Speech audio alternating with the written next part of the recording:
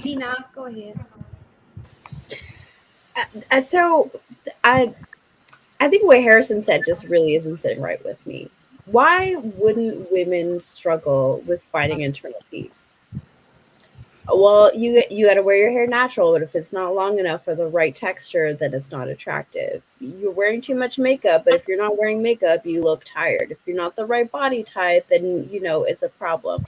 If you're not working, then you're a freeloader, but if you're working, you're too career oriented. Like the messaging from women is so freaking conflicted all of the time.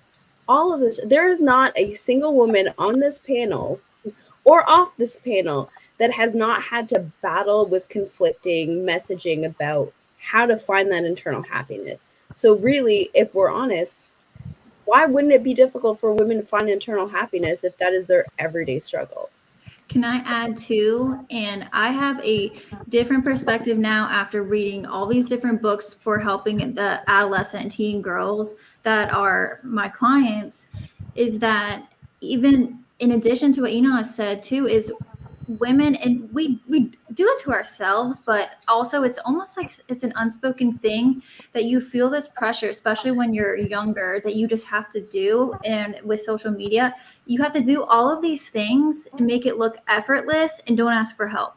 Now, of course, I would help my clients or my future daughters and help them with that, because I don't want them to do that, right? But unfortunately, and this isn't an excuse, but I will say it is the truth. And I think that this is not to say that women aren't responsible for what they do, and to be accountable, all the buzzwords, whatever.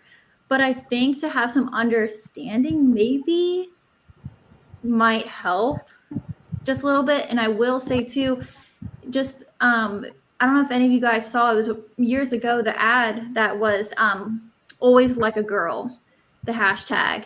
And they asked like these young kids, what does it look like to throw like a girl or to do this like a girl?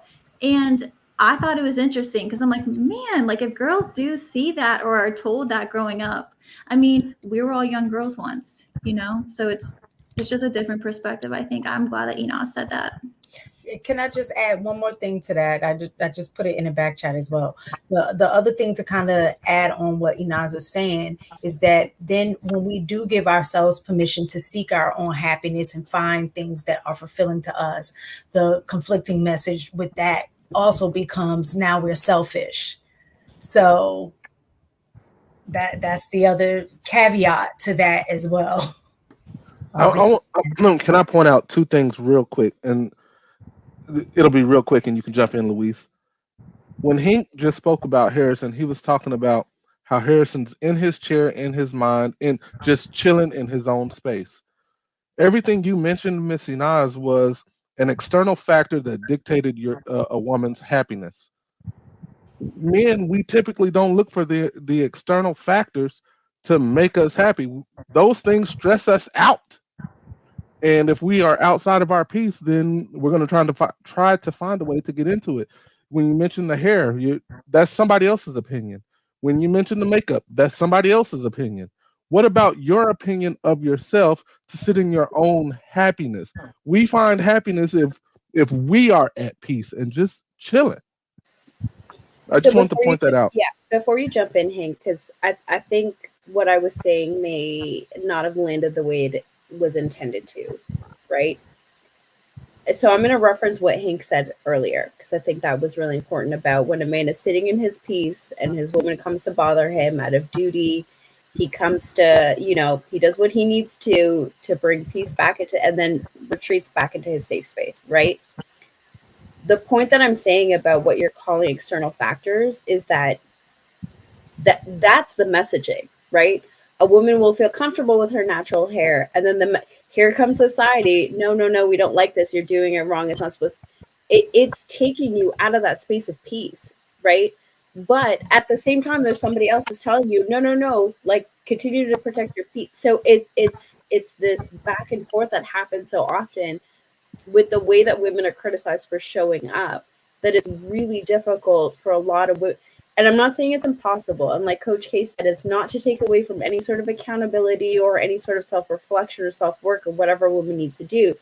All I'm saying is it is just super challenging to maintain that space of peace in the internal things without external things influencing how it makes you feel about yourself as a woman. Well, I mean, one of the biomarkers that I would look at, you know, to continue that conversation is that, are you getting this sort of self reflection from family, close friends, social media, co-workers? Where does that self-reflection come from? Are you getting that from family members that are telling you that you need to look this way, you need to do these things? Is it close friends? Is it your colleagues in confidants, or is it social media? And the reason why I say, you know, where is that really coming from, right? Because you get to kind of, curate your experience. You get to curate you where you get that feedback and that soundboard from. Whether it's friends, or maybe you need to kind of shave that kind of people who are going to give you the best constructive criticism or the best feedback to make you feel the best at you. Everybody else is for the peanut gallery. People are going to talk, people are going to comment, you know, especially even on social media where we tend to kind of filter in and dump like this is what society's saying. No, that's what a few people who had too much time on their hand commenting about your hair should be longer or it should be shorter, you shouldn't wear it like this. Those people do not matter. They're the peanut gallery. You know what I'm saying? And also you get to filter out who gets to you get to filter out who gets to be in your circle or if not. Because if that wasn't the case, and you didn't believe that you could filter out your experience and those people who give you that instant gratification feedback, then I would challenge the idea. If we were to switch the off button on all social media platforms, women within that same week will go nuts. You know what I'm saying? Because a lot of them seek validations from a ton of empty strangers that they don't know or have never been met in their life, as opposed to the people who are in their immediate circle. So Yeah, I, And totally. if your ease was influenced by everybody outside, and if me and you was in a relationship, that's a problem already. Why are you letting everybody else, but the person that's the most important, your husband or your man or your fiance, whatever the title is, why they got more influence than I do? And that's some bull crap. I'm The gonna hell let you. with them, because at the end of the day, them saying what they're gonna say, and guess what? The next day they could change their mind about how they feel about your hairstyle or how you wear that certain makeup or fragrance or dress or whatever the case may be. But I'm the one gonna have to either accept it or suffer.